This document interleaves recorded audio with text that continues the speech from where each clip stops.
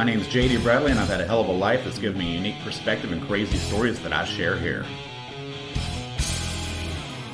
I moved back to Corpus Christi in late 1998, and I was driving around town looking for a job, and I came across a bar. It said Sweet Lips outside, and it was lime green, and it hand-painted pictures of girls in bikinis. And I thought, I've got to check that out. So I went in and ordered a beer, sitting at the bar, and there's a real cute girl sitting beside me, and I tried to talk to her, but she wasn't interested, and, that's cool, whatever, to each their own. But anyway, I had a couple more beers, and then this huge, the biggest, most masculine bulldog lesbian I've ever seen in my life comes in. She's like almost 6 foot, definitely over 200 pounds. She had both of her sleeves ripped off from her flannel shirt, was clearly taking testosterone, had these giant arms, and had penciled on a mustache, of all things. So when she came in, the first girl I tried to talk to runs up and jumps up and goes to talk to her and gives her a kiss. I'm like, oh, well, that explains that. And they started playing pool. Meanwhile, I got another beer and I was talking to another girl there. We're having a pretty good time. And the first girl I tried to talk to comes up and says, Letty wants to play pool with you. And I told her I don't really like pool too much, but thank you anyway. But the girl that I was talking to said, oh, come on, let's play them. And I said, okay. Now, by this time, I've been there a while. I had a pretty good buzz going. I got to throw that in there.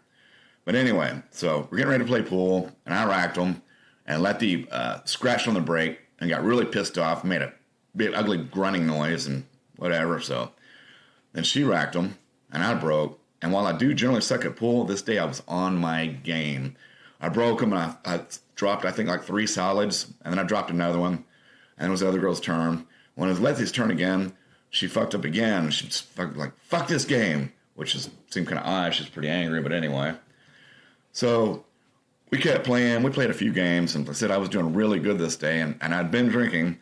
So anyway, Letty says some shit when I sunk the ball. She's like, okay, hot shot, you think you're tough stuff, huh? I'm like, what? Settle down, chick. Well, then, of course, she got pissed off that I said chick. She's like, watch how you talk to me. I'm like, all right, whatever. And we got another round, and we're still playing. And said, I have a pretty good buzz. And she made another bad shot, said some shit to me. I can't remember why. And I was like, oh, yeah?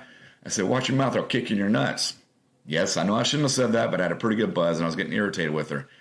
And she said, what did you say? And I said, look, chick, you're never going to be more of a man than me. Get over it. Which, again, I probably shouldn't have said that, but I had a good buzz, and she was pissing me off with her wanting to be masculine self. Anyway, so she was at the opposite of the pool table, and she goes, ruh! And she broke her pool cue over her knee, and she ran at me head first. And I had just enough time to sober up. And you remember how the fight scenes in Rocky, everything goes real slow? Well, she was coming at me head first, and I threw the best right cross of my entire life, and her right square on the nose.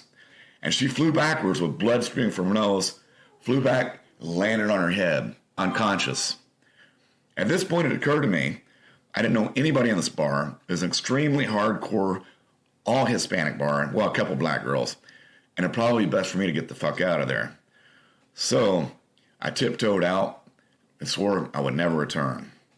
Except about a year later, I was in that neighborhood again. And I don't always learn my lesson. I was like, they're not going to remember me.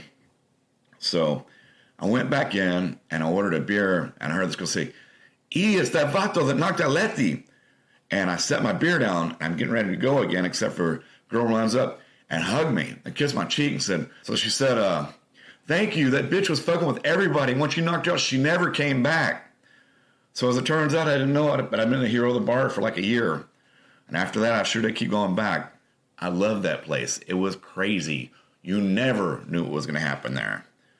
So anyway, if you enjoyed the story, as always, be sure to subscribe and share on your social media. And you have a great day, my friends. Bye-bye.